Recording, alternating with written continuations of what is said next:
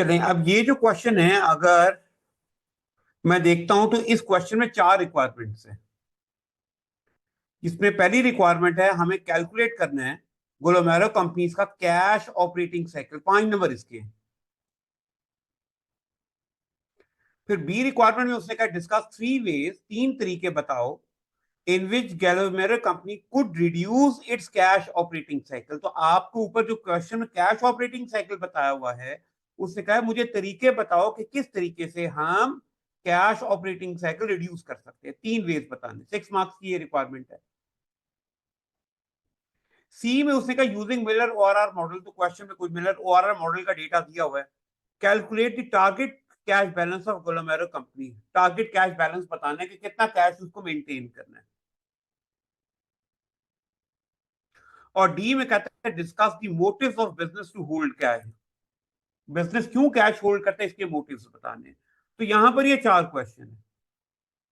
अच्छा, इस क्वेश्चन में मैं एनालाइज करता हूं तो ये 5 और ये 3 ए और सी रिक्वायरमेंट ये कैलकुलेटिव हैं, 8 मार्क्स कैलकुलेशन के, जबकि बी एंड सी डी ये बनते मिलके 12 मार्क्स। तो 12 मार्क्स आपके डिस्कशन के हैं। तो आप पिछला देखो, इन्वेस्टमेंट अप्रेजल का क्वेश्चन था, उसमें 50-50 थी, लेकिन यहाँ पे 40% कैलकुलेशन है जबकि 60% डिस्कशन है। तो एफएम की तैयारी करते वक्त अगर आप सिर्फ कैलकुलेशन कर लेते हो तो आप देख सकते हो वो काफी नहीं है। पेपर में अच्छी खासी वेटेज डिस्कसिव एरिया की भी। ठीक है, ठीक है। तो चलिए हम सबसे पहले अब सिनेरियो को रीड करते हैं और फिर रेलेवेंट डेटा आइडेंटिफाई करते हैं। ठीक है, तो जिसमें अब हमने कैश ऑपरेटिंग साइकिल निकालना है, मिलर ओआरआर मॉडल है, तो इसमें इसका मतलब स्प्रेड की कैलकुलेशन वगैरह आ जाएगी।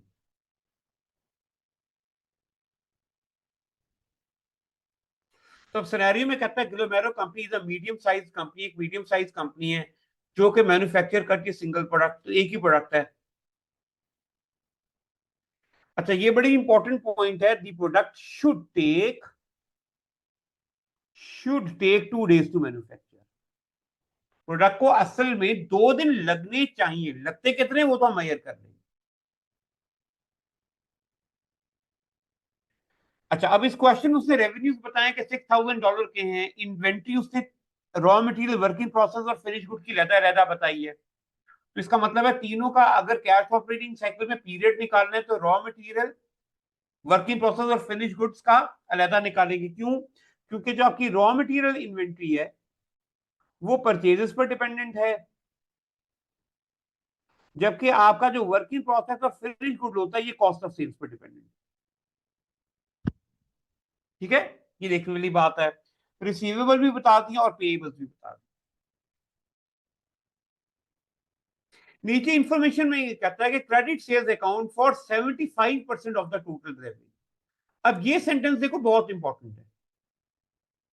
अब इसकी इंपॉर्टेंस क्या है, हम क्या मिस्टेक कर सकते हैं कि कैलकुलेशन में सारे रिसीवेबल ले लें, जबकि याद, सॉरी, सारी सेल्स ले लें, जबकि ये याद रखना है कि हमें चाहिए होती क्रेडिट सेल्स। हमें ऑल सेल्स नहीं चाहिए, हमें क्रेडिट सेल्स चाहिए, जो कि इस क्वेश्चन में कितनी है, 75%। अच्छा, आगे क्वेश्चन में उसने कहा कि कंपनी का जो ग्रॉस प्रॉफिट मार्जिन है वो 60% है। तो इससे क्या पता लगेगा कि अगर ग्रॉस प्रॉफिट मार्जिन 60% है तो कॉस्ट ऑफ सेल्स कितनी होंगी, वो होंगी 40%, है ना।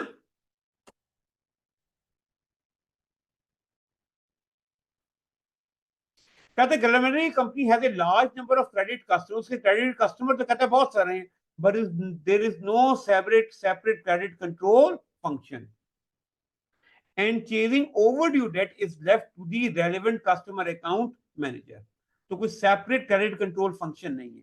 अब देखो यहां आप इस इंफॉर्मेशन पढ़ो ना, इसका कैश ऑपरेटिंग साइकिल की कैलकुलेशन से कोई ताल्लुक है इस सेंटेंस का? क्यों अहमद, क्यों फरमान, क्यों ताल्लुक है?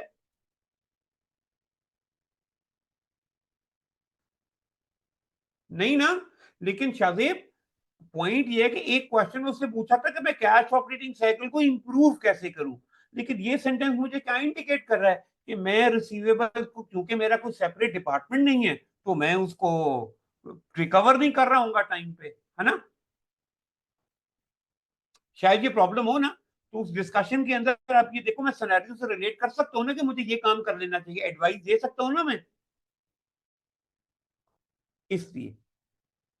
The finance manager considered this to be satisfactory to enable the finance department to concentrate on more important aspect of the business. Standard credit terms of the credit customer is 30 days. उसको इसका क्या मतलब है, customer को कितने दिनों में दे देना चाहिए? 30 डेज। तो सबसे पहली जो इंडिकेशन हमें मिल रही है वो क्या क्या, कि प्रोडक्शन हमारी 2 दिनों में कंप्लीट होनी चाहिए, जबकि कस्टमर से रिकवरी हमारी 30 डेज में हो जानी चाहिए।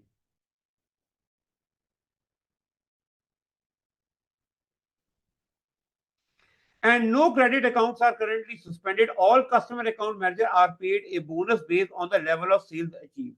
अच्छा, इसमें अब ये भी एक बात है कि कस्टमर्स जो सेल्स टीम को हम टारगेट दे रहे हैं, ये बड़ा अच्छा एक वैसे सिनेरियो है, क्योंकि इसमें जो हमने पॉइंट्स लिखे हैं वो एनालिटिकल। तो इसमें वो क्या बता रहा है कि जो सेल्स टीम जो कि रिस्पॉन्सिबल भी थी, सेल्स टीम किस चीज के ऊपर रिस्पॉन्सिबल है? सेल्स के ऊपर, सॉरी, रिकवरी के ऊपर। वो रिकवरी भी उन्होंने ही करनी है, लेकिन इस क्वेश्चन में उनको बोनस कब मिलेगा? अगर वो सेल ज्यादा करती है।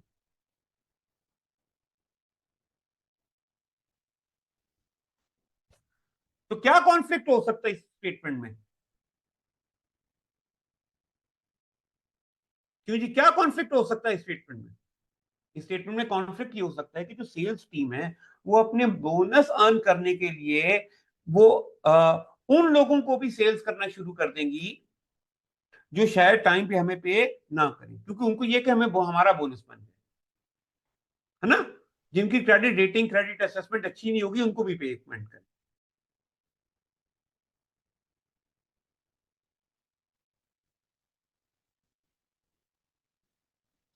अच्छा, अब यहां पे उसने कहा raw material purchases in the year total 2.16 million है, और इसमें ये उसने परचेजेस बता दी, और उससे ये भी कहा कि 90% जो है वो क्रेडिट परचेजेस है। तो पेएबल आपको पता है क्रेडिट परचेजेस पे निकालना है, तो यहाँ पे डेटा उसने आपको दिया हुआ है। तो रॉ मटेरियल उसने कहा कि सप्लाई कर रही है जो गवर्नमेंट कंपनी परचेजेस को ऑन क्रेडिट, और गवर्नमेंट कंपनी उसने हमेशा क्या कोशिश की कि सप्लायर से अच्छे रिलेशनशिप रखे, और जिसको एवरेज क्रेडिट टर्म अवेलेबल है वो कितनी है? 35 डेज। तो इतना तो होना चाहिए, है कितना वो तो हम कैलकुलेट कर लेंगे। अच्छा, अब नीचे डेटा कैश मैनेजमेंट से मुतालिक है, तो हम ऐसा करते हैं, हम ए और बी रिक्वायरमेंट को पहले कवर करते हैं, क्योंकि सी और डी जो कैश मैनेजमेंट पे सवाल है उसका इशू रिक्वायरमेंट सी और डी के साथ है। तो आप देखो कि बाज दफा पेपर के अंदर दो डिफरेंट टॉपिक से सी आ रहा है, तो हम क्या कर सकते हैं कि हाफ हाफ करें, पहले ए और बी रिक्वायरमेंट को देख लें, फिर सी और डी रिक्वायरमेंट के ऊपर आए। क्या ख्याल है? हाँ, इसमें ये लाइन इंपॉर्टेंट है कि हमारे डेज इन ईयर कितने हैं? 360। ठीक है, ये बात इंपॉर्टेंट है। ठीक है, तो कैश मैनेजमेंट मैंने अभी नहीं पढ़ा, सिर्फ और सिर्फ कैश ऑपरेटिंग साइकिल तक इंफॉर्मेशन पढ़नी है। तो चलें जरा इसको सॉल्व करते हैं। क्वेश्चन 2।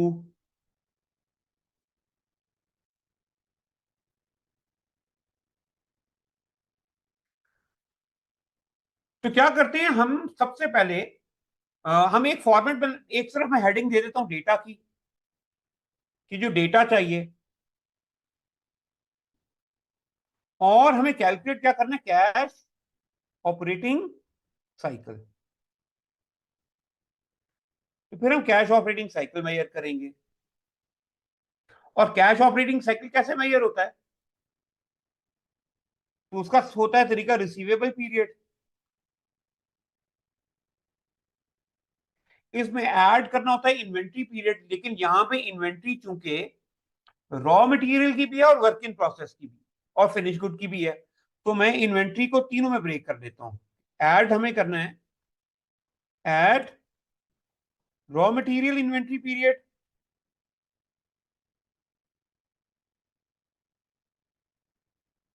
फिर हमें फर्दर ऐड करना है work in process and finish good.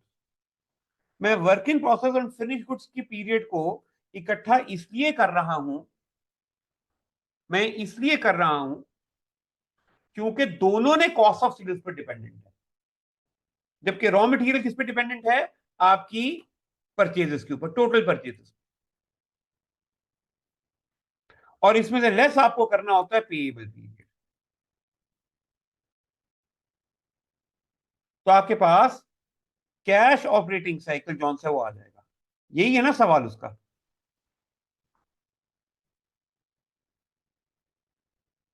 इसको मैं हाईलाइट भी कर देता हूं।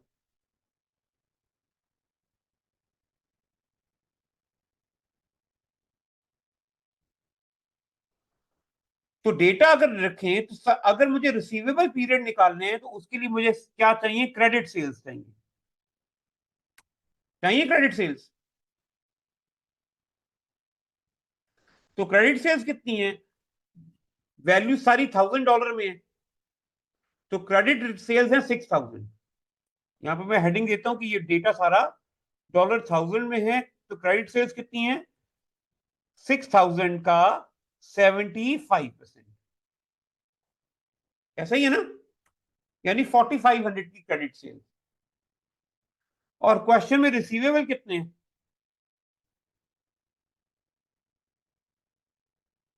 तो रिसीवेबल क्वेश्चन में बताए हुए 850 के हैं। तो अब देखो, मैंने पहले क्या किया कि डेटा अब लिखा है, अब मैं आराम से रिसीवेबल पीरियड निकाल सकता हूं, जिसका फॉर्मूला होता है average receivable divided by credit sales और मल्टीप्लाई करते हैं डेज इन ईयर, जो कि 368 है। तो आपके रिसीवेबल पीरियड जो से वो मेजर हो जाएंगे। समझ आ गया कि नहीं?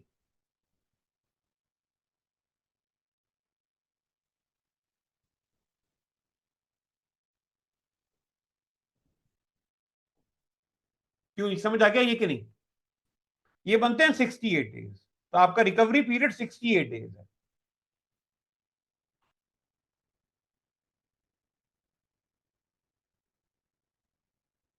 है ना?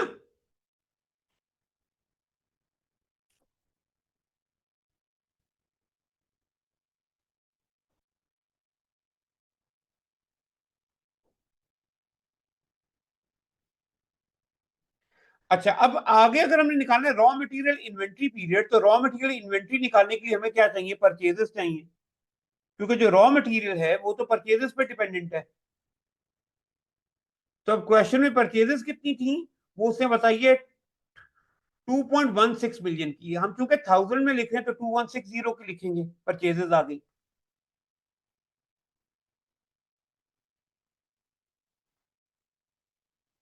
और रॉ मटेरियल इन्वेंट्री कितनी है?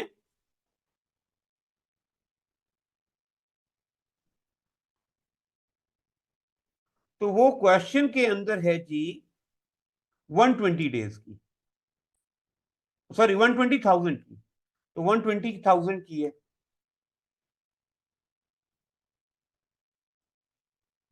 तो हम क्या कर सकते हैं? रॉ मटेरियल का पीरियड देख सकते हैं। कैसे?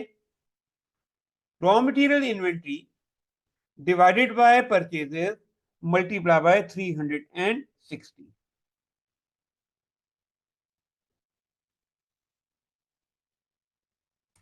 तो ये आपका बन रहा है 20 डेज। रॉ मटेरियल पीरियड है आपका 20 डेज का, राइट?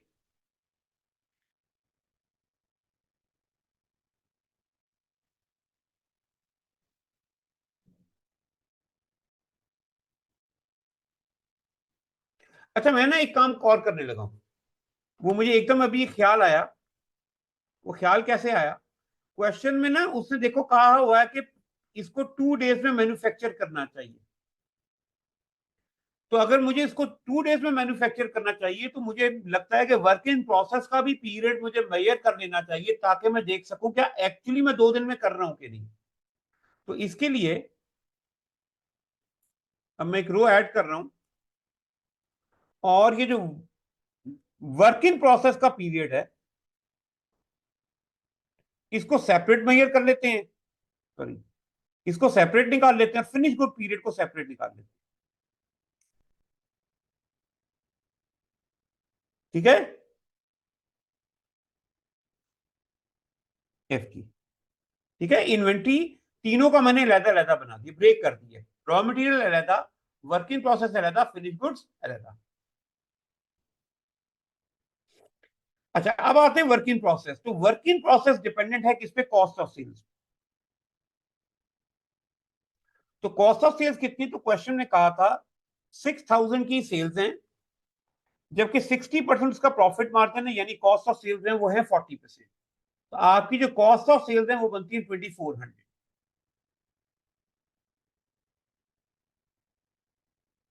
है ना? ऐसे ही है ना?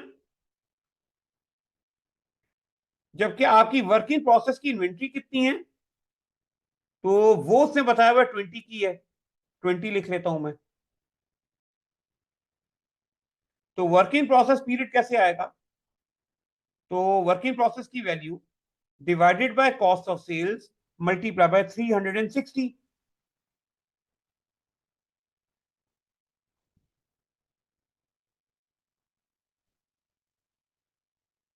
तो ये 3 डेज। अब देखो हमें 2 दिनों में कर लेनी चाहिए, लेकिन हम प्रोडक्शन किस में कर रहे हैं? 3 दिनों में।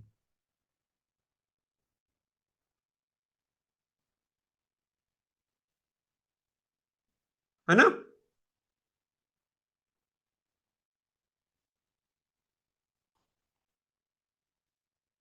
ऐसे ही है ना?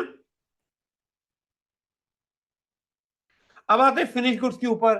तो फिनिश गुड्स के भी डेटा है कि कितना है वो 80 का।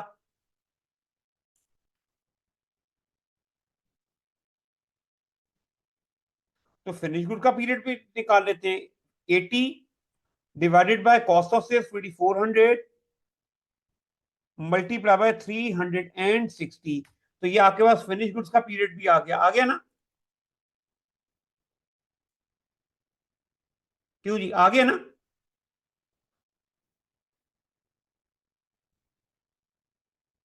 और अब आखिरी बात है पेबल्स की। तो पेबल्स के लिए एक तो आपको क्रेडिट परचेजेस चाहिए,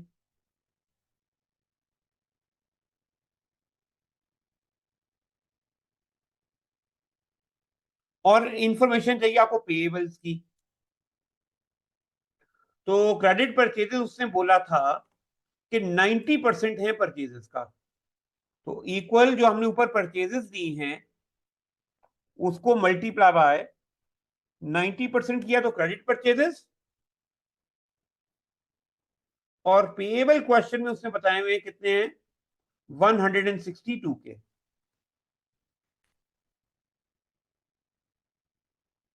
तो आपका जोन से ना वो पेएबल पीरियड भी मेजर हो जाएगा। Payables divided by credit purchases into 365।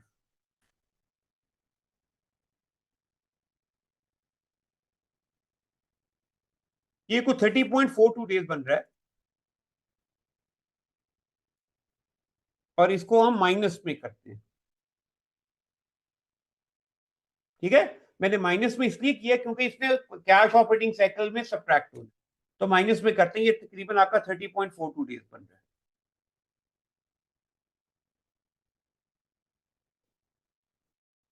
तो ये मैंने पीरियड्स निकाले हैं, ये सब समझ आ गए।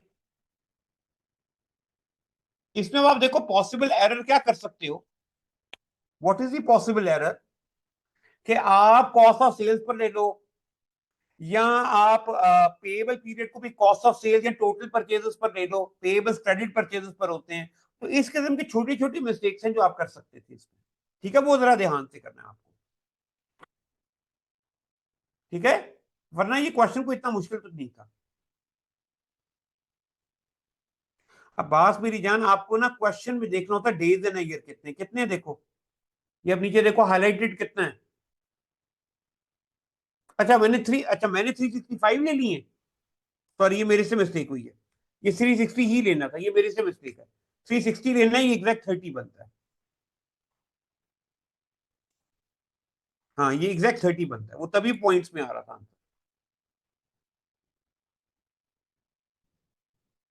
ठीक है,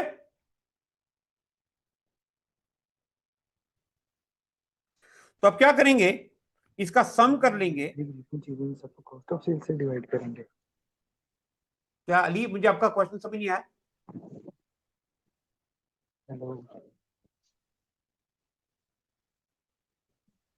अली, मुझे आपका क्वेश्चन समझ नहीं आया। जितने मतलब वर्क इन प्रोग्रेस है या इन सबको कॉस्ट ऑफ सेल से करके। अली, आपका माइक बहुत खराब है, आपकी आवाज क्लियर नहीं आ रही मुझे, तो आप टाइप कर दो मुझे।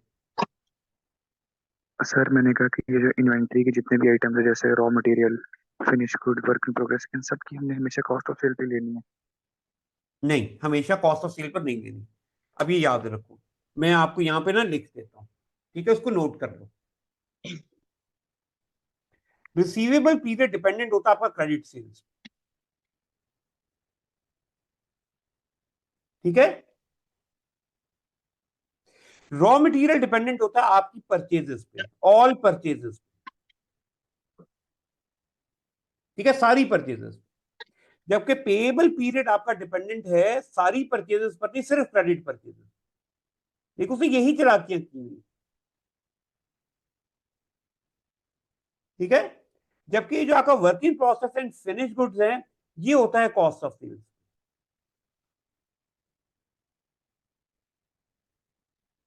ठीक है। अच्छा, अब होता असल में क्या है कि अगर क्वेश्चन में उसने आपको क्रेडिट सेल्स ना दिए हो, तो क्या करते हैं हम, ऑल सेल्स को ही क्रेडिट मान लेते हैं, हम अक्सर यही करके चल रहे होते हैं,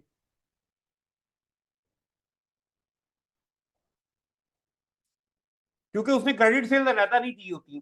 तो एक्चुअली लाइव क्वेश्चन के अंदर या पिछले क्वेश्चन में प्रैक्टिस इतनी बन जाती है कि वो हर दफा जो क्वेश्चन में सेल्स की वैल्यू उसी को हम यूज करते हैं रिसीवेबल के पीरियड के अंदर, तो हम उसकी क्रेडिट सेल्स देना भूल जाएं, ये मिस्टेक कर सकते थे हम, है ना,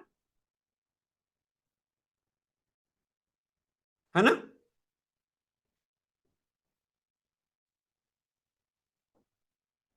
इसी तरह से अब आ जाओ जरा पेएबल पीरियड पे। तो पेएबल पीरियड में भी ये है कि अगर हमें परचेजेस दी होती है, हमें ये नहीं बताया कि कैश परचेजेस कितनी और क्रेडिट कितनी, तो हम सारे को ही क्रेडिट मान के क्रेडिट परचेजेस ले लेते थे, ऐसे ही है ना। क्यों जी, ऐसे ही है ना।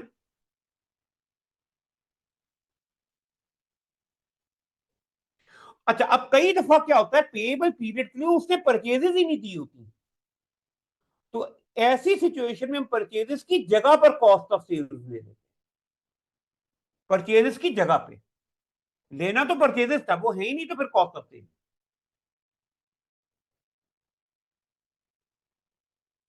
और इसी तरह रॉ मटेरियल इन्वेंट्री के लिए भी अगर हमें परचेजेस ना दी हो, तो फिर उसकी जगह पर कॉस्ट ऑफ सेल्स ले लेते। तो पास के अंदर सिंपल क्वेश्चंस के अंदर, नहीं, क्लोजिंग इन्वेंट्री देखो तीन फॉर्म की होती है, raw material, work in process and finish good, तीनों ही क्लोजिंग इन्वेंट्री है, तीनों ही क्लोजिंग है। लेकिन इन्वेंट्री की भी तो टाइप्स है ना। हाँ, तो फिनिश गुड्स के लिए तो लेना ही कॉस्ट ऑफ सेल्स है, या वर्क इन प्रोसेस के लिए तो लेना ही कॉस्ट ऑफ सेल्स है, ठीक है। प्रॉब्लम किस में आ रही है कि रॉ मटेरियल के लिए क्या करें, तो रॉ मटेरियल के लिए लेते तो परचेजेस हैं, लेकिन जब क्वेश्चन में परचेजेस नहीं होती तो उसकी जगह पे कॉस्ट ऑफ सेल्स। समझ आ गया कि नहीं। तो इन छोटी छोटी चीजों का जो ख्याल रखा करते हैं, एग्जामिनर ने वो टेस्ट कर दिया, वरना ये कैश ऑपरेटिंग साइकिल अपने आप पे तो ये कोई इतना मुश्किल सवाल था, राइट।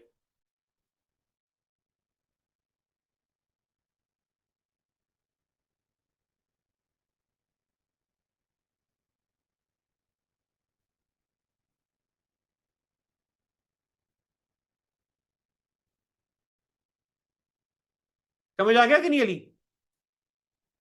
इसको इरेज कर दूं?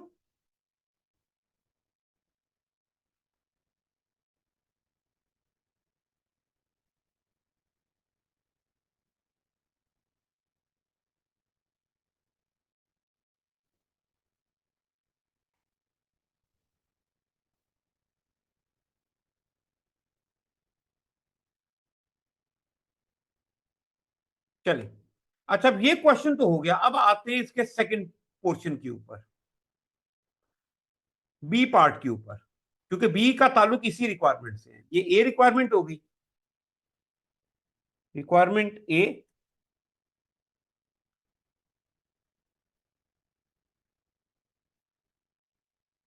और अब यहां पे मैं करता हूं रिक्वायरमेंट बी। अच्छा, अब रिक्वायरमेंट बी में उसने क्या कहा कि मुझे बताओ ये जो मेरा कैश ऑपरेटिंग साइकिल है इसको इंप्रूव कैसे करें। क्या लिखा हुआ है? डिस्कस 3 वेज, 3 तरीके बताओ कि जैसे मैं, जिससे मैं अपना ये जो कैश ऑपरेटिंग साइकिल है मैं उसको इंप्रूव कर लूं। अब यहां जो मुझे कैश ऑपरेटिंग साइकिल को इंप्रूव करने का क्या तरीका होता है, पहले मैं आपको जनरल आंसर बताता हूं। जनरल आंसर, तो कैश ऑपरेटिंग साइकिल आपका इंप्रूव हो जाएगा अगर आपका रिसीवेबल पीरियड कम हो जाए, अगर आपका इन्वेंट्री पीरियड कम हो जाए, या पेएबल पीरियड बढ़ जाए। ठीक है, लेकिन अब ये आंसर तो यही रहना है, कैश ऑपरेटिंग साइकिल को इंप्रूव करने के जो 3 वेज है वो यही रहने। हाउएवर यहां पर क्या कर सकते हैं, इस क्वेश्चन के अंदर सफिशिएंट डेटा अवेलेबल था, हमारे पास रेफरेंस करने के लिए इंफॉर्मेशन अवेलेबल, तो हम उसी को यूज करेंगे। अब वो क्या क्या है देखो जरा। तो क्वेश्चन में उसने हमसे बोला था, क्वेश्चन में उसने में बोला था कि हम जो क्रेडिट पीरियड अलाउ करते हैं वो क्या है, 30 डेज का, और हमारा कोई सेपरेट क्रेडिट कंट्रोल डिपार्टमेंट नहीं है ना। इसी वजह से देखो हमारी रिकवरी कितनी पुअर है, 68 डेज है। तो अगर हम अपना क्रेडिट कंट्रोल डिपार्टमेंट स्टैब्लिश कर लें, अपना क्रेडिट कंट्रोल डिपार्टमेंट हम अपना स्टैब्लिश कर लें, तो इंप्रूव हो जाएगा ना।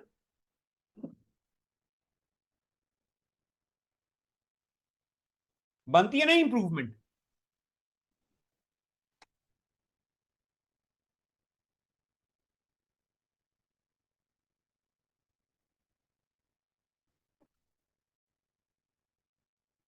दूसरा, क्वेश्चन में उसने कहा हुआ है कि जो मेरा वर्किंग प्रोसेस पीरियड है वो उसको प्रोडक्शन में 2 दिन लगने चाहिए, 2 डेज।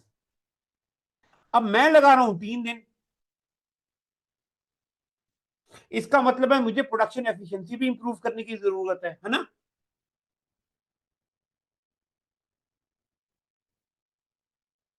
और तीसरा पॉइंट यह है कि सप्लायर मुझे 35 डेज दे रहा है, लेकिन मैं उसको 30 डेज में पेमेंट कर देता हूं। तो इसका मतलब है मेरे पास 5 मजीद दिन लेने का टाइम था ना, मैं 5 दिन और भी लेट करता, उससे भी मेरा कैश ऑपरेटिंग साइकिल इंप्रूव हो जाता। दैट मीन्स यहां जो 3 वेज हैं देखो, बिल्कुल सिनेरियो से रिलेट करके लिख सकता हूं। तो इसलिए मुझे यहां पे तीनों पॉइंट सिनेरियो से रिलेट करके लिख, समझ आ गया ये बात? तो इससे जो यहां पे 3 पॉइंट बनेंगे वो क्या होगा, नंबर 1, इंप्रूव, क्या आना चाहिए, रिसीवेबल्स, इसको इंप्रूव करूं, पॉइंट नंबर 1।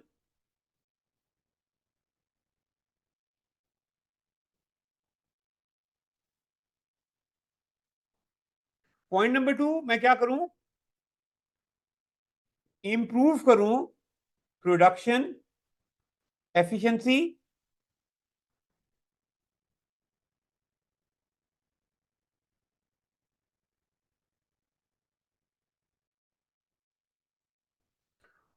और तीसरी चीज का क्या करूं, इंप्रूव करूं मैं पेएबल।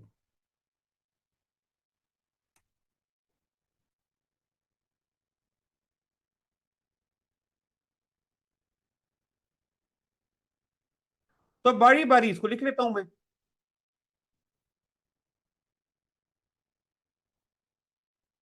ठीक है, बारी बारी इसको मैं लिख लेता हूं।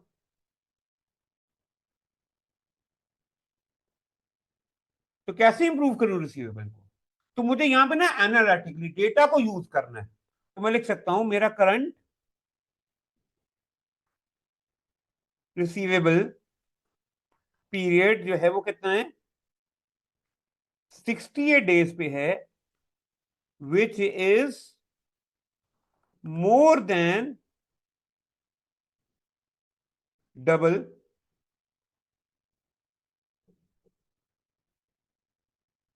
Of what I ask customers. Customer को मैं कह रहा था 30 डेज में पे कर देना, लेकिन मैं उसे 68 डेज में रिकवर कर रहा हूं, है ना? तो ये अच्छा है, विच इज पुअर।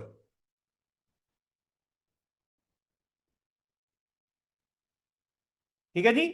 अब मुझे इसको इंप्रूव कैसे करना चाहिए? One way to do is,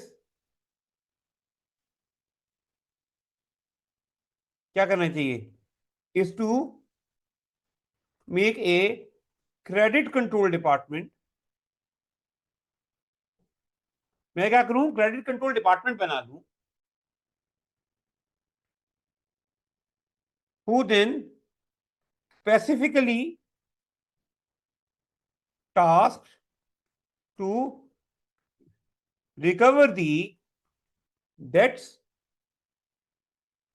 on time, resulting in reduction of cash operating cycle। क्यों जी, ये बनती है ना ये बात?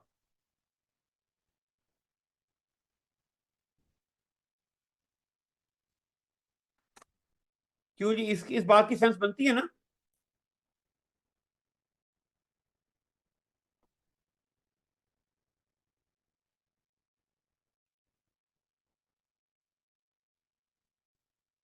दूसरा प्रोडक्शन एफिशिएंसी, इस पे लिखता हूं मैं। तो क्या है, the company is taking 3 days, whereas they should be making goods in 2 days। है ना? तो 3 दिन ले रही है, जबकि उसको कितने दिन लेने चाहिए थे, 2 डेज, है ना?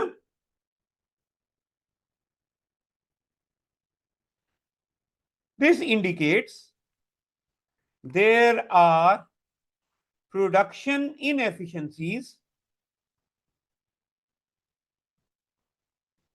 which needs to be improved। इससे क्या इंडिकेशन मिल रहा है कि अभी कंपनी की प्रोडक्शन में इनएफिशिएंसीज हैं, जिसको हमें इंप्रूव करने की जरूरत है। ऐसा ही है ना?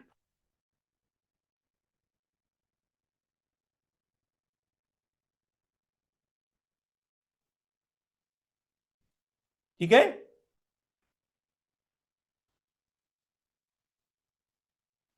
और वंस अगेन, अगर प्रोडक्शन एफिशिएंसी इंप्रूव होगी तो उससे, तो improving it will improve the cash operating cycle।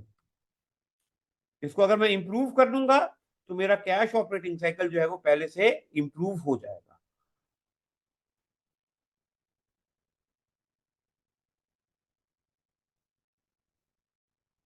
और अब आते हैं इंप्रूविंग पेबल्स के ऊपर।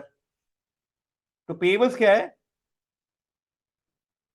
कि the supplier is offering us 35 days, however we are settling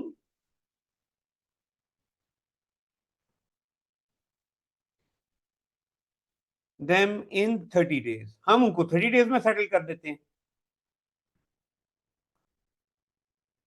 So we have a margin of delaying the payments by further 5 days. हमारे पास ये choice है, ये रास्ता है कि हम उसको 5 दिन मजीद डिले कर सकते हैं.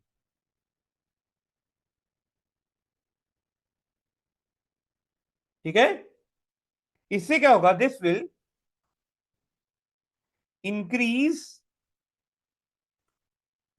Payable period and eventually reduce the cash operating cycle. ठीक है, अब देखो कैश ऑपरेटिंग साइकिल को इंप्रूव करने के लिए यही जरिए ना, नॉलेज तो यही है, नॉलेज तो यही है. लेकिन यहां पे क्वेश्चन के अंदर सफिशिएंट डेटा अवेलेबल था, उसने कुछ बातें बताई हुई है, जिक्र किया हुआ है, इंफॉर्मेशन इतनी थी मेरे पास कि प्रोडक्शन 2 दिनों में हो जानी चाहिए थी, हम 3 दिन ले रहे हैं, तो मेरे पास डेटा अवेलेबल है कि मैं उसको सिनेरियो से लिंक करूं. तो थ्योरेटिकल आंसर करते हुए, डिस्कसिव आंसर करते हुए, जहां पर भी अपॉर्चुनिटी मिले, पॉसिबल हो, वहां पे आपने सिनेरियो से लिंक करना होगा. राइट, क्यों जी, ये क्लियर है?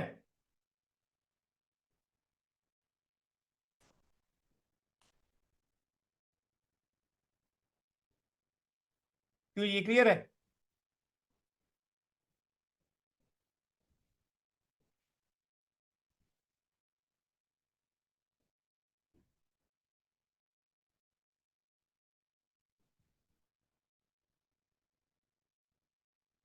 यहां तक कोई सवाल?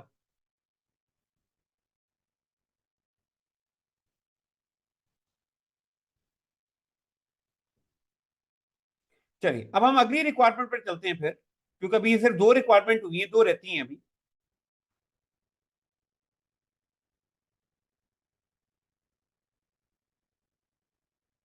हम चलते हैं जी रिक्वायरमेंट सी पे. और रिक्वायरमेंट सी क्या थी? उसने कहा था मिरर ओआरआर मॉडल से मुझे बताओ टारगेट कैश बैलेंस कितना होगा. अच्छा, what is the target cash balance? Target cash balance हम यूजुअली कहते हैं, ये अल्टरनेट टर्म यूज कर सकते हैं रिटर्न पॉइंट के लिए.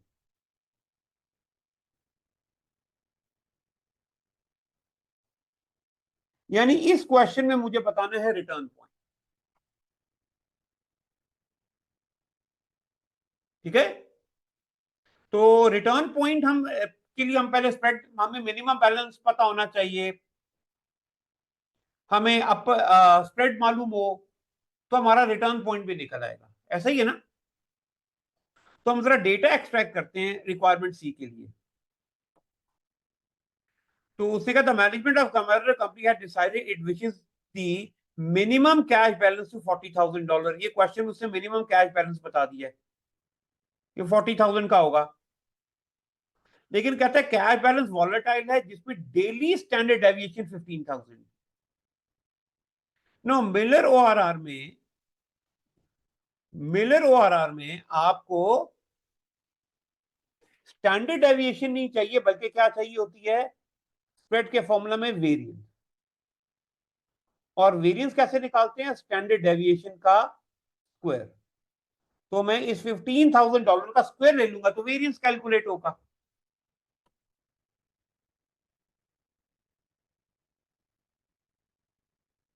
उसने कहा if extra cash is needed, अगर एक्स्ट्रा कैश चाहिए होगा, government company will sell tradeable securities from an investment portfolio. तो जब उसको कैश चाहिए होगा तो वो इन्वेस्टमेंट को से विड्रॉ कर लेगा. और transaction cost for a purchase is the same, अगर उसने खरीदी पड़ती है तो वो भी सेम है.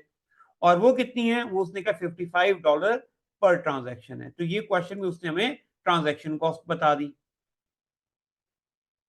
और उसने कहा इंटरेस्ट रेट जो है वो 9% पर ईयर है. अच्छा, अब यहां पर नोट करने वाली बात ये है कि हमारे पास जो वेरिएंस ऑफ कैश में वो डेली है, तो हमें इंटरेस्ट रेट भी एनुअल नहीं चाहिए बल्कि डेली चाहिए. तो डेली कैसे निकालेंगे? हम 9% को डिवाइड कर देंगे 360 के ऊपर, क्योंकि डेज इन ईयर हमने 360 यूज कर.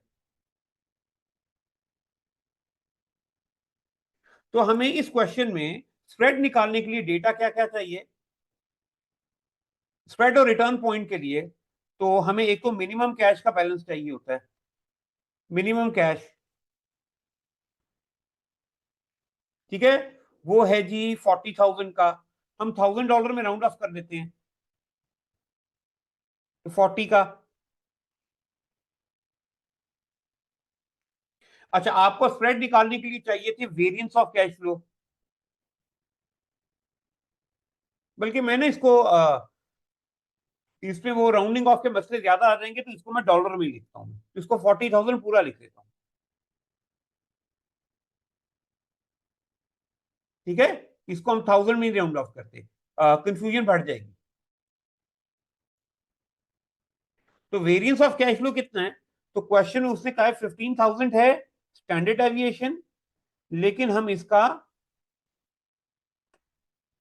इसका स्क्वायर ले लेंगे, यानी पावर 2 ले लेंगे तो ये वेरिएंस बनेगा। तो वेरिएंस कितनी आ जाएगी, ये देखो अच्छी खासी बड़ी अमाउंट बन गई। अब इसीलिए मैंने जो है इसको 1,000 में नहीं किया।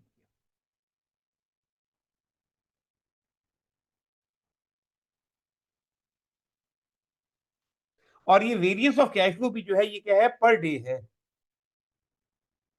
तो इसके लिए मुझे इंटरेस्ट रेट भी पर डे चाहिए। वो कितना होगा, इक्वल 9% डिवाइडेड बाय 360, ये परसेंटेज में एक्सप्रेस करते हैं हम, तो ये बनेगा 0.025%। याद रखना वेरिएंस क्योंकि पर डे है तो इंटरेस्ट रेट भी हमें पर डे चाहिए। इसके अलावा हमें चाहिए ट्रांजैक्शन कॉस्ट, तो ट्रांजैक्शन कॉस्ट कितनी है, वो 55 की शायद क्वेश्चन में बताया है ना।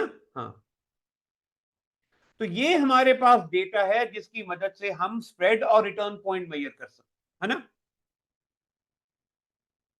ऐसा ही है ना। ये डेटा मैंने नोट किया पहले, तो यहां तक समझ आ गया, डेटा में कोई कंफ्यूजन तो नहीं है।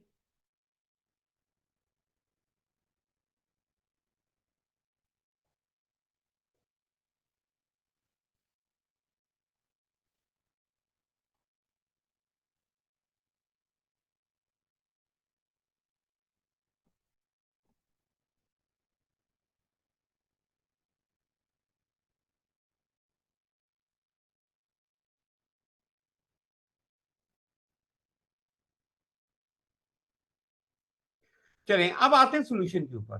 तो सबसे पहले हमें क्या मेजर करना है इसमें, स्प्रेड। तो स्प्रेड का जो फॉर्मूला है वो क्वेश्चन में ऑलरेडी गिवन होता है, गिवन होता है ना।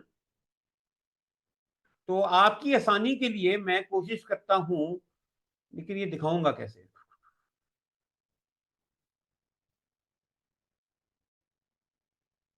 मैन्युअली लिख देता हूं फिर स्प्रेड का फॉर्मूला, ठीक है, मैन्युअली लिख रहा हूं यहां पे, ताकि आपके साथ सामने मैं इसको कैलकुलेट करके दिखा सकूं। मैं पिक्चर लेना चाह रहा था लेकिन वो पिक्चर से नजर नहीं आएगा। तो स्प्रेड किसके बराबर होता है,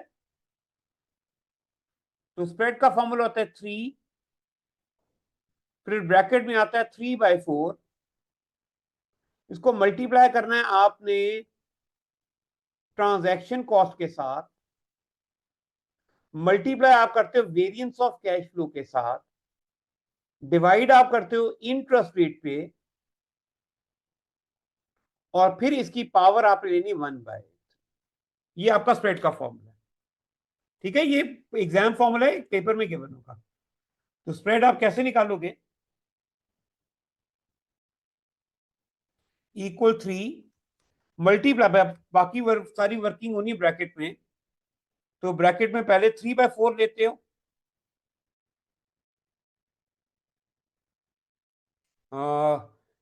3/4 ब्रैकेट, इसको फर्दर ब्रैकेट में कर लेता हूं मैं 3/4, ताकि कोई कंफ्यूजन ना रहे, ठीक है। इसको मल्टीप्लाई किससे करना है, ट्रांजैक्शन कॉस्ट के साथ, तो ट्रांजैक्शन कॉस्ट ये रही 55 की, मल्टीप्लाई करना है वेरिएंस ऑफ कैश फ्लो, तो ये variance of cash flow per day के 225,000 का है, डिवाइड करना था इंटरेस्ट रेट के साथ, ये इंटरेस्ट रेट पर डे 0.025% का है, इसकी ब्रैकेट क्लोज करनी है, इसकी लेनी है पावर, और पावर आपने 1/3, तो 1/3 को भी ब्रैकेट में ही करोगे, ये जो स्मॉल फ्रैक्शन है ना, आप इसको ब्रैकेट में ही करना है ताकि मिस्टेक ना हो। और फिर ये आपकी, ये बस ये होगी, सारी ब्रैकेट्स क्लोज हो गई। देखो यही लगेगा ना स्प्रेड का फॉर्मूला।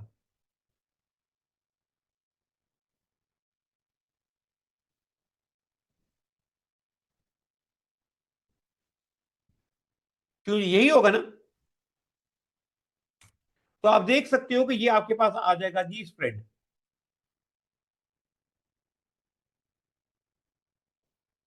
ये 100,079.1 का है। इसको बल्कि 0 डेसिमल बेस पर राउंड ऑफ लिख लेता हूं।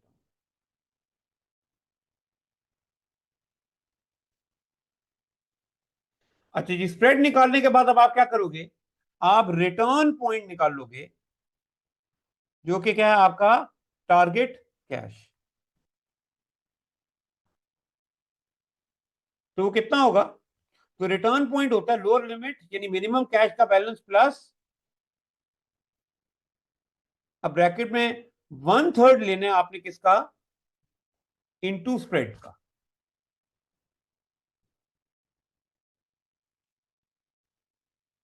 क्यों जी, यही बनता है ना। इसका भी फॉर्मूला मैं लिख देता हूं, ठीक है, एग्जाम फॉर्मूला ये भी, कि अगर आपको रिटर्न पॉइंट निकालना है तो इसका फॉर्मूला होता है रिटर्न पॉइंट का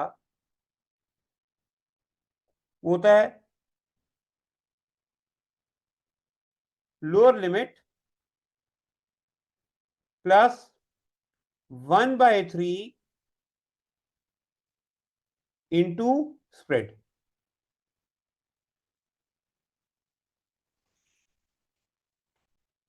तो यही फॉर्मूला आप देख सकते हो मैंने लगाया। तो मेरे पास ये रिटर्न पॉइंट एस्टिमेट हो गया। इसको भी हाईलाइट कर देते हैं। क्यों जी, ये क्वेश्चन समझ आ गया आपको, 3 मार्क्स का था ये क्वेश्चन।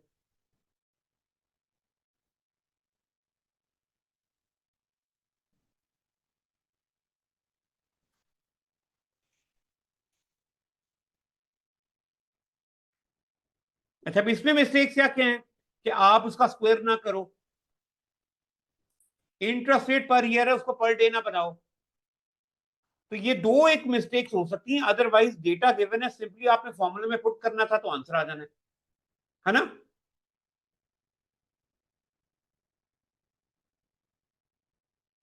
क्यों जी, क्लियर है ना ये बात।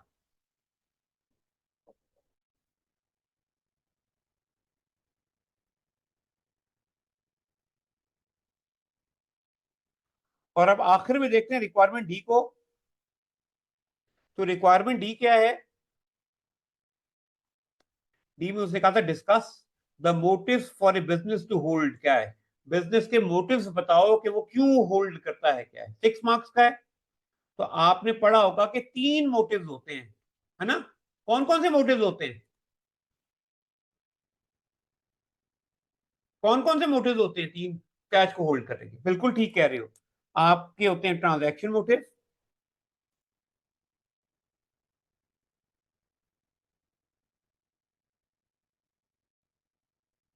ठीक है। फिर आपके मोटिव होते हैं कौन से, प्रिकॉशनरी, और फाइनली होते हैं स्पेकुलेटिव। ठीक है, ये 3 मोटिव्स हैं।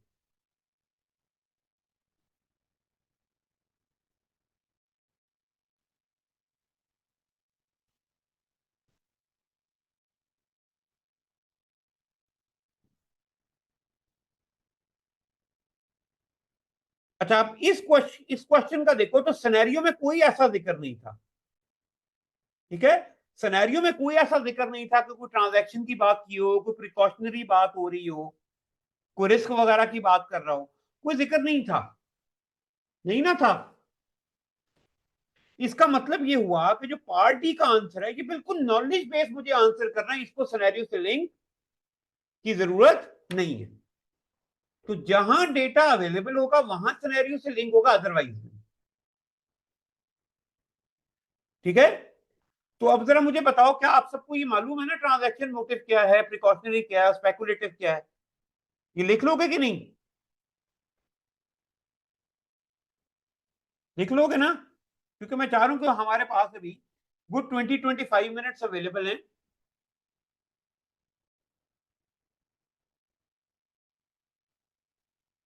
तो हम जरा उसके अंदर आपके क्वेश्चन एंड आंसर्स को मैं देख लूं, कुछ फाइनल टचेस दे दें। सर ये स्क्रीन थोड़ी जूम इन करते हैं, हम ये सारे सीआर इकट्ठे देख लेते हैं जो अभी आपने लास्ट वाला सीआर की। ये वाला सीआर ये पूरा इकट्ठा देखना चाह रहे हो? ये मैं जी लिंक जी शेयर कर दूंगा, आप इकट्ठा देख लेना यार। लिंक के थ्रू आपके पास पूरी शीट आ जाएगी। इसमें तो फिर आपको वर्किंग नहीं नजर आनी।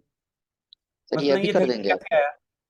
तो लिंक मैं अभी शेयर कर दूंगा ना ग्रुप में, ओके ओके। इस शीट का। तो उसमें से देख ठीक लेना आप, वो जरा अच्छे से बल्कि समझ आ जाएगा आपको। ठीक। ठीक है? जी जी सर। तो ये अब मैं नहीं लिख रहा हूं, अपनी फाइनल डंडी मार रहा हूं मैं, कि मैं इसको टाइप नहीं कर रहा हूं। तो दैट प्रिज्यूमिंग कि ये अब इतना सिंपल सी बात है, इसको तो आप अपने वर्ड्स में मुझे उम्मीद है लिख ही लोगे। ठीक है?